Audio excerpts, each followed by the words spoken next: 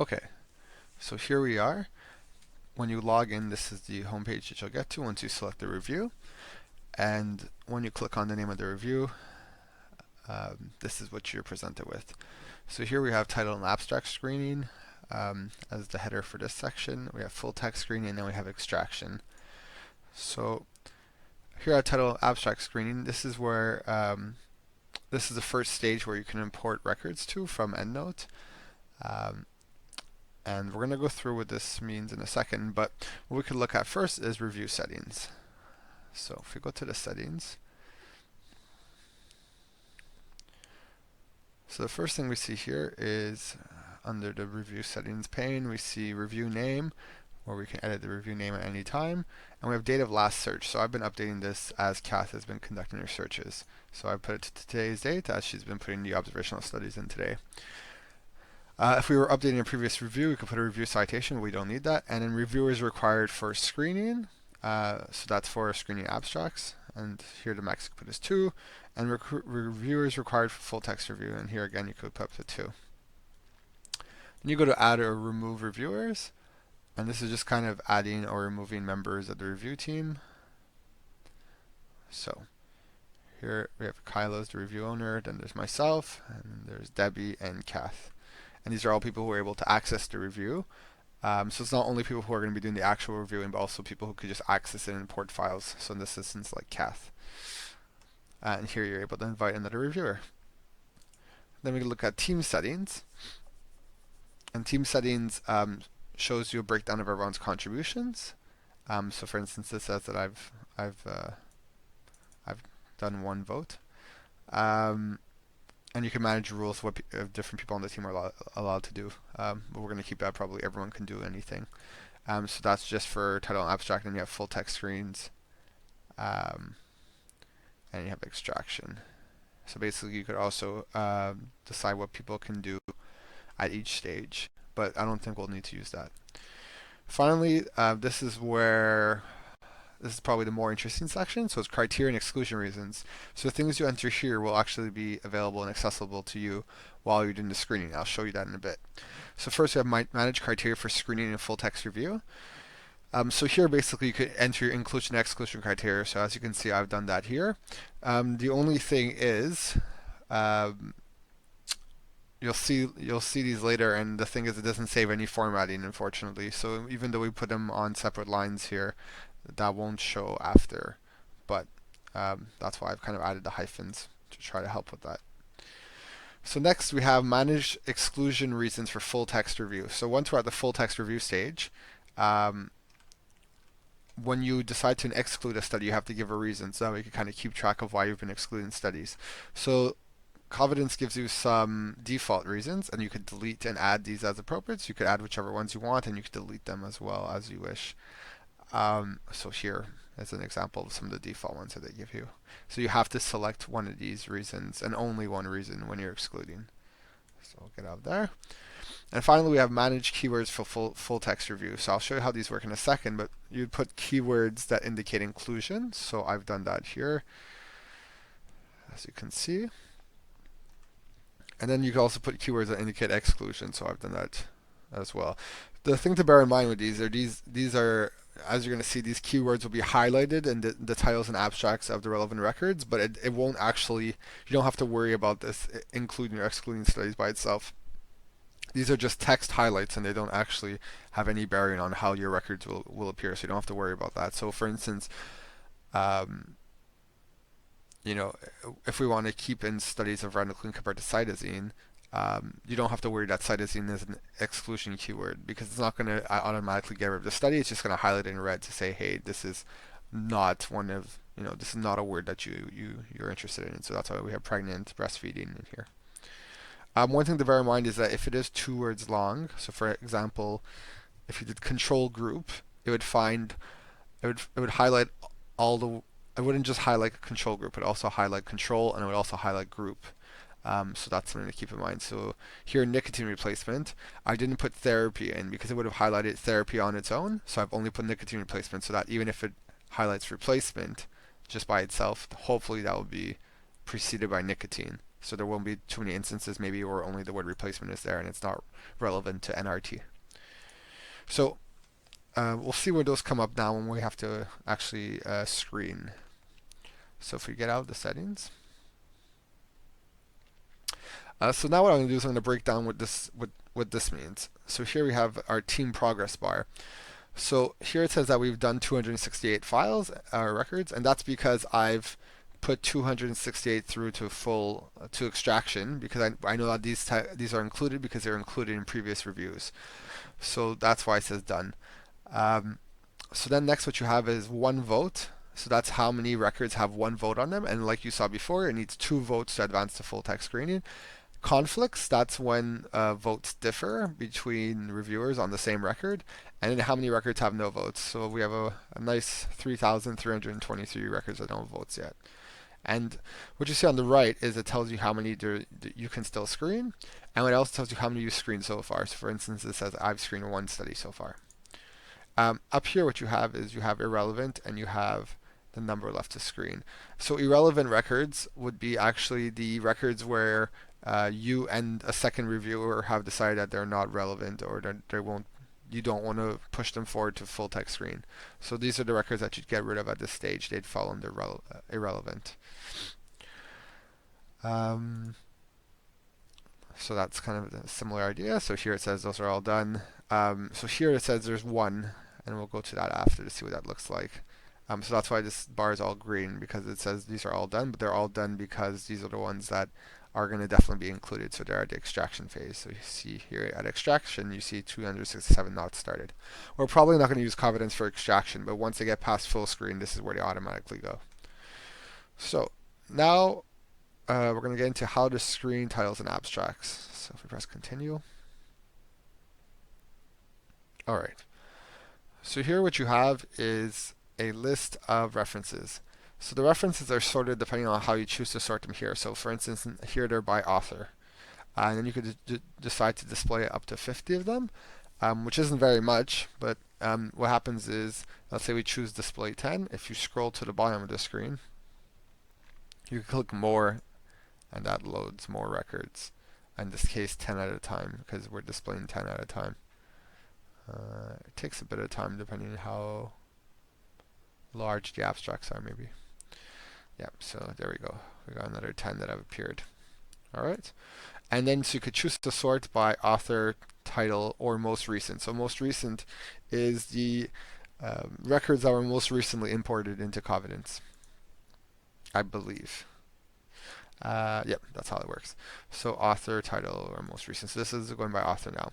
So now I want to show you what these buttons do, because these are important. So at the left of every record, there's a checkbox. So if we tick that, or tick box, sorry. Now let's look at what options we have. So first we have this box that says filter. So the filter works by trying to find specific studies that either match a search and search term, or in our case, they bring up tags that we've also created. So if you select one of these tags, then it would only show records that have this tag associated with them. So what are tags? Okay, so if we take our filter off. So what filter will do is it will limit the records that it's showing based on a certain condition or filter or keyword that you're looking for. If we look at tags, so to see tags, you have to select one record. And what tags do is you could just tag a record with more to give it more information, and then the tag appears here at the bottom.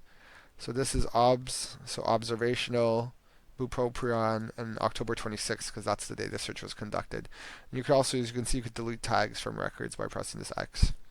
So like I said, when you select a record, then you could have this tags drop-down box, and you can select tags that are appropriate to that record. But then you can also create tags. So let's say if we wanted to create a tag that said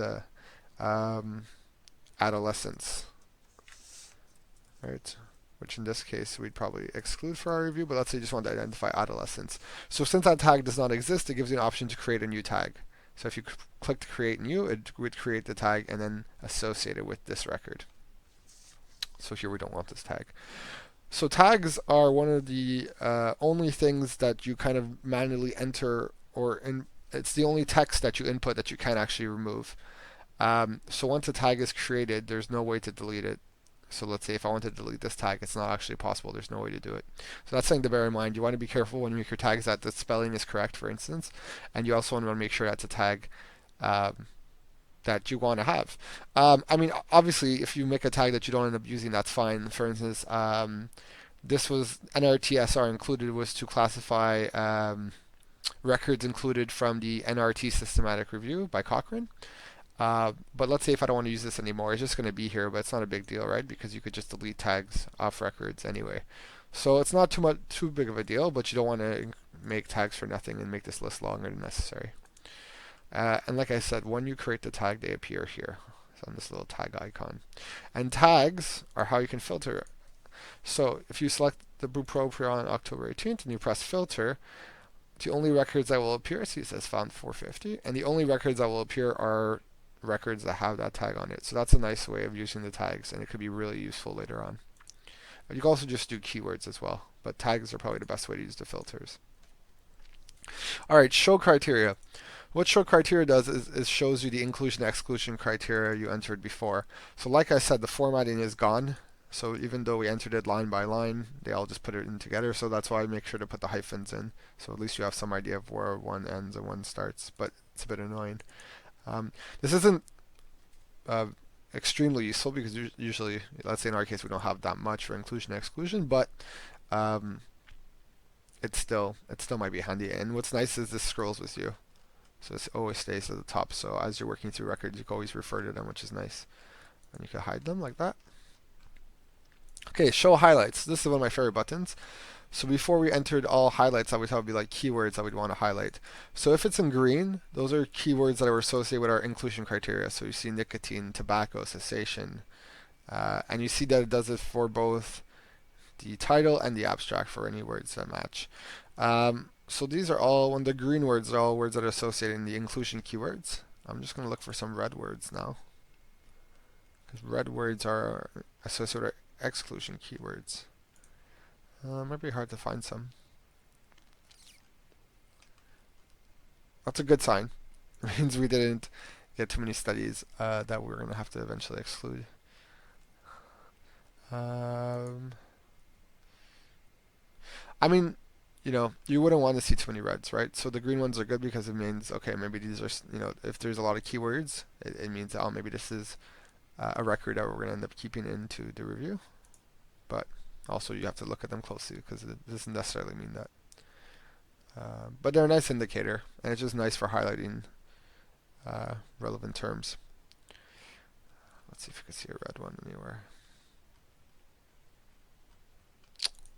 Okay, so we can't find a red one right now.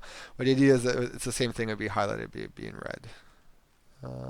So obviously this doesn't work for everyone, and maybe some people won't like the colors. So you could hide highlights at any time, and then they just go away. So it's really up to you whether you want to keep them or not. Can we find one red? No. Okay. So go back up to the top. There's also this hide abstracts box. So if you just wanted to only screen titles, there you go. So you just get the title information. This is the record number. This is important. So this is the study ID in Covidence. So this is a good way to refer to studies. And unfortunately, you can't search by these, which is really annoying. So you can't search by them, but it's the way to find them in Covidence. Then you have the author list, title, journal, dates, and then publication information. Okay, and then you could just click View Abstracts to see the abstracts again. And then you can also do hide abstracts and ID here if you want for an individual record. I'll show you what the View History button does here. So there's a View History button, and what that does is the following. So this is from another review. If you look at the activity history, it shows you what's happened to that record.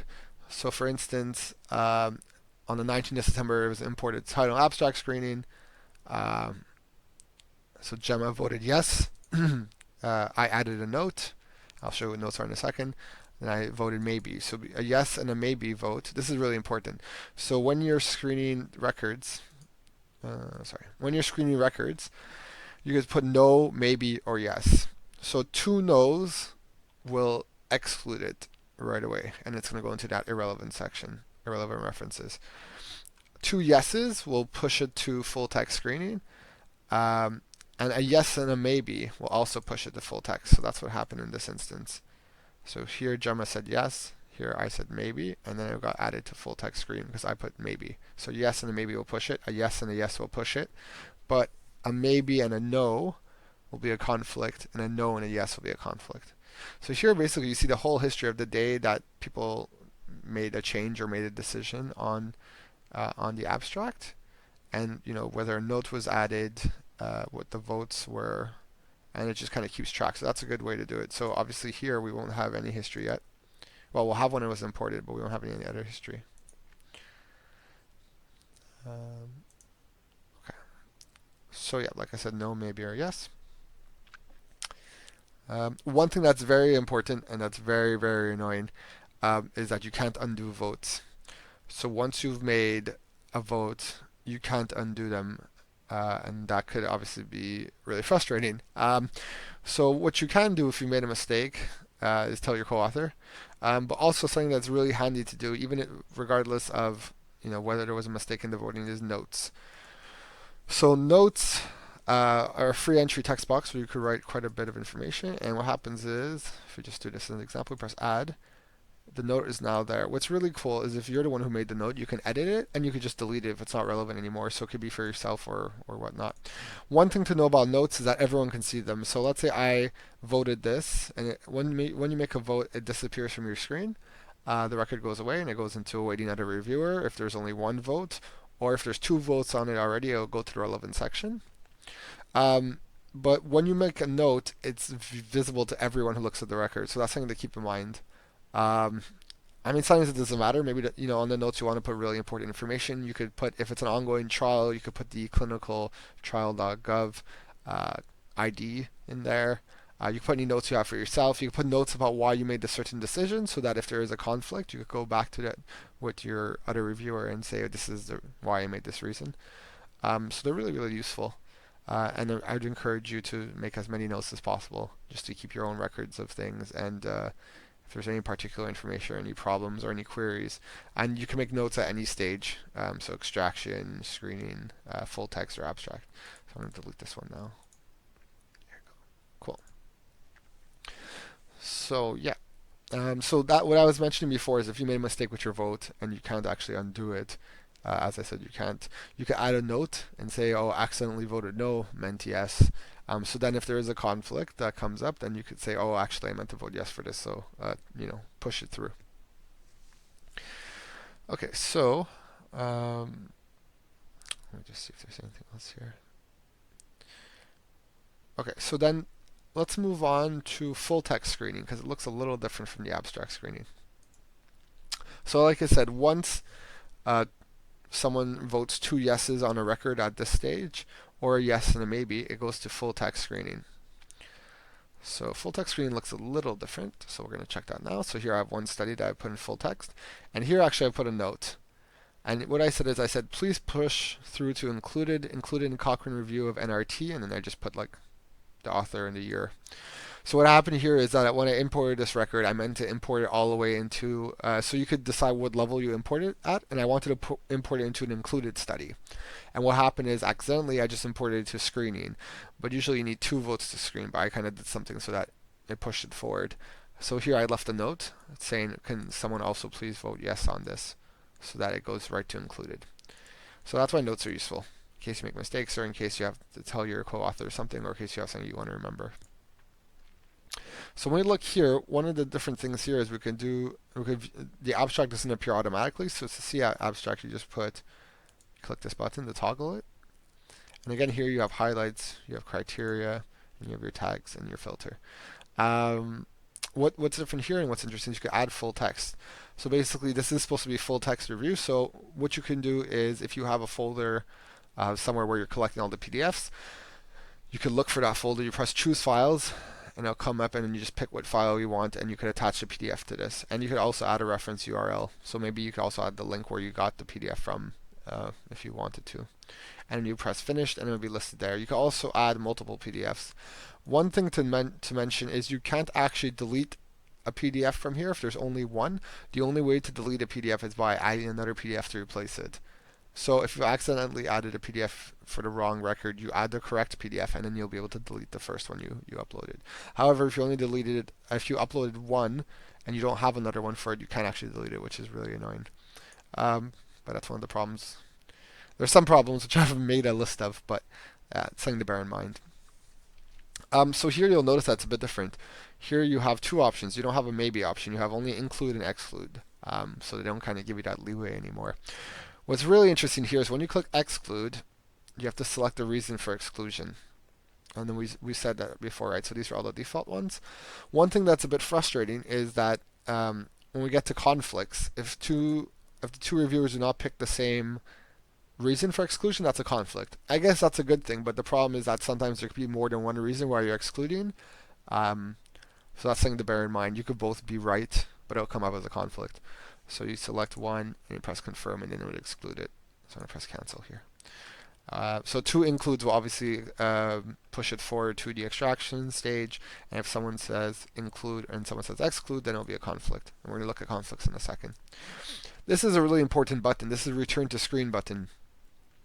If for some reason you realize, if let's say you made the wrong vote and end up getting here, one thing you could do is you could return to screen. So basically you could take it out of full text review and bring it back to abstract and title review.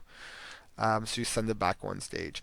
One problem is when you click this button, it removes any votes that were on it. So if someone had previously said, put a vote on it, other than yourself, that vote and your old vote will disappear. So when it goes back to the screening, the abstract and title stage, it will have no votes on it.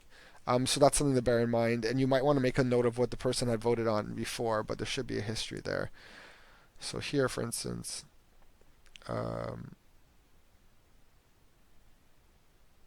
okay, so this here, Kath had done a vote, it looked like, so I imported it, and it looks like Kath had actually done a vote, so she undid her vote. And it got returned to full text, returned to title and abstract. And I added a note, I put yes, and there was consensus reached because I said there's only one reviewer, so it went to yes. Anyway, so you can kind of track what's happened to this record, which is good. But yeah, so when you return to screen, that vote will disappear. Although it will still be there probably in the history, and you'll still be able to see what happened to it at the time. And here you have the tags on the bottom like before, and the notes. Okay. So what happens when there's a conflict? So I'll show you guys what a conflict looks like. So here, these are full text review conflicts that I have in my editor review. So there's two types of conflicts, like I mentioned.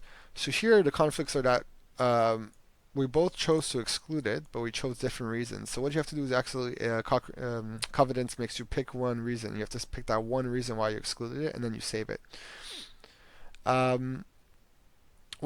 So this is the other case that can happen where I vote exclude and Gemma voted include. So basically you have to come to consensus and then decide which one. But if you pick exclude,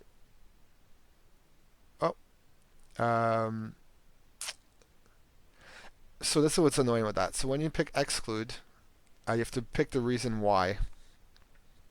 And that's really, so for instance, that was kind of a mistake, right? So we didn't really want to exclude that. So what we could do is we could find it now. So we could find the date when it was excluded on.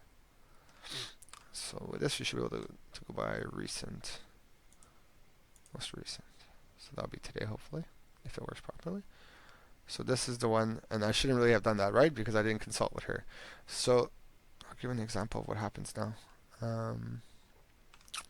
What we could do is we could look at the history. So you see what happened. So I said excluded vote, consensus reached. What we could see is that we could say that why I excluded it and that Gemma had included it. So what I'm going to do now is, because I didn't mean to exclude it, right? What I'm going to do is I select the record and I'm going to say return to full text review. So it's going to go back. But what that means is if we go to full text review, it's now going to say that you have one left to screen. So the votes are kind of gone. They're going to be in the history, but they're not there anymore. So now Gemma and I need to make a vote on this again. But if you go to history, you'll see what happened, right? So you'll be able to see the previous reviews, the previous votes. So that's all on here. So now I'll go back to resolve conflicts. So the only issue with this is when we had it before and one person said include and the other person said exclude, if you noticed, it didn't say the reason why I had excluded because I think I put the exclude. If you go into history, it will say, but it won't show you right away, so that's something that you have to tick. And this is actually an example of exclusion keywords. So you see it's red. So this is what the conflicts looks like, and this is what the bar looks like when you have a conflict. So it's purple. They come up as purple. Dark green means done, which means two reviewers have voted on them, and light green means only one reviewer has voted on it. So this is what the bar can look like, and no votes is in gray. So that would be, this is gray. So one last thing is, so you can actually view what you exclude at each stage, right? So if you click on irrelevant here, this shows you all the records that title and abstract that both reviewers voted no on. And they're all listed here under irrelevant references once it loads.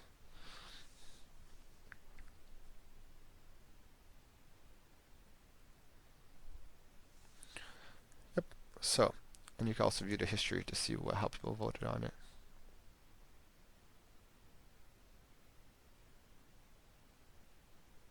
Right. So no. So then that's the way to see what studies you've excluded. So here, these we're not as interested in, right? Because we're not going to include them in the excluded studies table, but these are the ones we'd be interested in, right? So 14 excluded. So you have the excluded ones here. And then you have the reasons. And you have the date that it was excluded on. And like I showed you before, you could also sort these the same kind of way as when you're screening. Okay, so hopefully that was helpful. Close this. And if you have any questions, just let me know. But hopefully that gives you a nice little intro about how to use Covidence.